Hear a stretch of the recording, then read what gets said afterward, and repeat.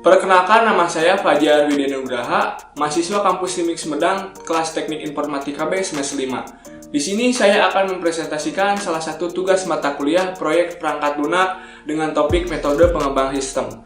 Metode yang saya ambil yaitu metode waterfall, dengan sebelumnya mencari 10 jurnal tentang metode tersebut. Jurnal yang pertama yaitu penerapan metode waterfall pada rancangan bangun e-commerce. Jurnal ini membahas tentang perancangan sebuah sistem informasi pada perusahaan PD Aneka Furnitur.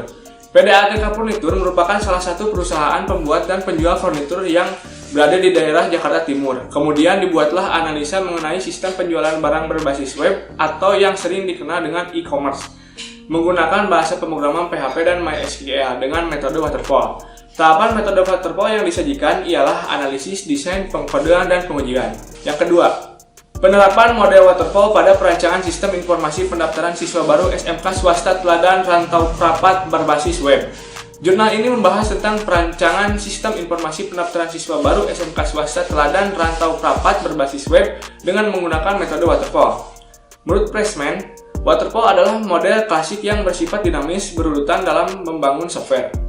Tahapan metode waterfall yang disajikan ialah communication, planning, modeling, construction, and developing. Yang ketiga, penerapan metode waterfall pada sistem informasi ujian online berbasis web. Jurnal ini membahas tentang penerapan metode waterfall pada sistem informasi ujian online berbasis web dengan tujuan untuk mempersingkat waktu ujian serta mengurangi media kertas, biaya, dan lain-lain. Tahapan metode waterfall yang disajikan ialah analisa kebutuhan, desain, pembuatan kode program, pengujian, serta pendukung atau pemeliharaan. Yang keempat, penerapan metode waterfall dalam perancangan sistem informasi aplikasi bantuan sosial berbasis Android. Jurnal ini membahas tentang perancangan aplikasi yang dapat memudahkan dinas sosial untuk mengontrol semua aktivitas organisasi sosial yang berbadan hukum dalam kegiatan ataupun transparansi dana yang mereka gunakan atau salurkan. Aplikasi ini juga dirancang atau mempermudah masyarakat apabila menyalurkan bantuan sosial baik dalam bentuk dana ataupun barang. Tahapan metode waterfall yang disajikan ialah analisis kebutuhan perangkat lunak, desain, pembuatan kode program, pengujian, dan pendukung atau pemeliharaan. Yang kelima, penerapan model waterfall pada sistem informasi layanan jasa laundry berbasis web. Jurnal ini membahas tentang penerapan kemajuan teknologi dan informasi terhadap The Cuciin Laundry. The Cuciin Laundry merupakan usaha yang bergerak dalam bidang jasa layanan pencucian. Dalam pencatatan transaksinya belum terkomputerisasi sehingga menyebabkan proses kerja yang lambat dalam memproses informasi. Penelitian ini akan menghasilkan sebuah sistem informasi layanan laundry berbasis website yang memberikan kemudahan dalam melakukan proses transaksi. Tahapan metode waterfall yang disajikan ialah analisis kebutuhan perangkat lunak, desain sistem, pembuatan kode program, pengujian, dan pendukungan juga pemeliharaan. Yang keenam, Mobile Augmented Reality Media Design with Waterfall Model for Learning Geometry in College. Jurnal ini membahas tentang pembuatan aplikasi mobile media augmented reality dengan model waterfall dalam subjek geometri. Target ini menghasilkan aplikasi yang akan digunakan dalam pembelajaran mata kuliah geometri untuk mahasiswa di program studi Pendidikan Matematika Universitas PGRI Semarang. Tahapan metode waterfall yang disajikan ialah persyaratan, desain, implementasi, verifikasi, dan pemeliharaan. Yang ketujuh, the development of student-grade information system at SDIT using waterfall model. Jurnal ini membahas tentang sistem pengolahan nilai siswa secara konvensional sekaligus rekapitulasi nilai siswa pada akhir semester. Karena pengolahan secara manual juga rentan terhadap kesalahan atau proses yang tidak akurat, sehingga mempengaruhi data dan meningkatkan tingkat validitas informasi yang dihasilkan. Tahapan metode waterfall yang disajikan ialah requirement and analysis and definition, system and software design, implementation and unit testing, integration and system testing, operation and maintenance. Yang kedelapan, design of logistic information system in the finished product warehouse with the waterfall method.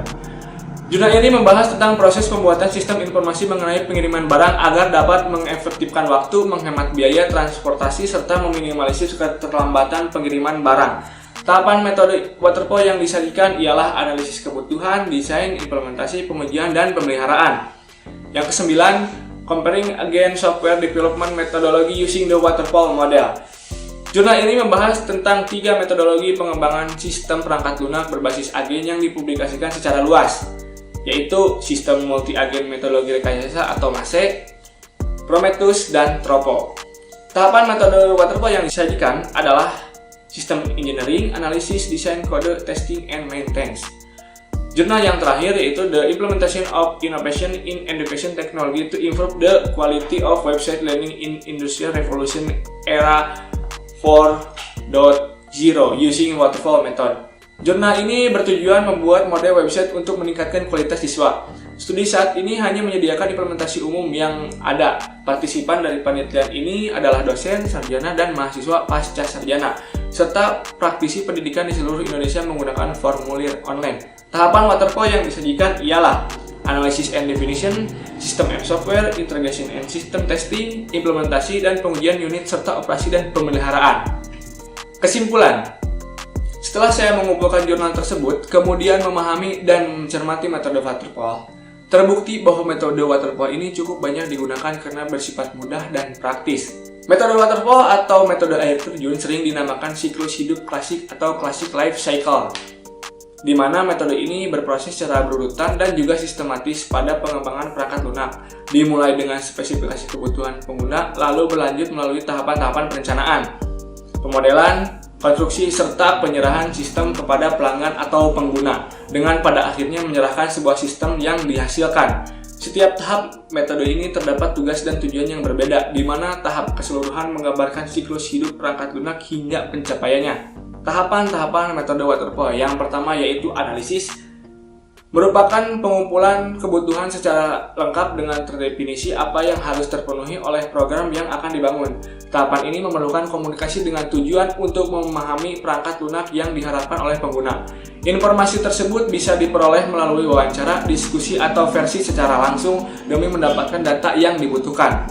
Yang kedua adalah desain. Tahap ini merupakan pengembangan sebuah sistem secara keseluruhan dan menentukan alur perangkat lunak sehingga algoritma yang terperinci.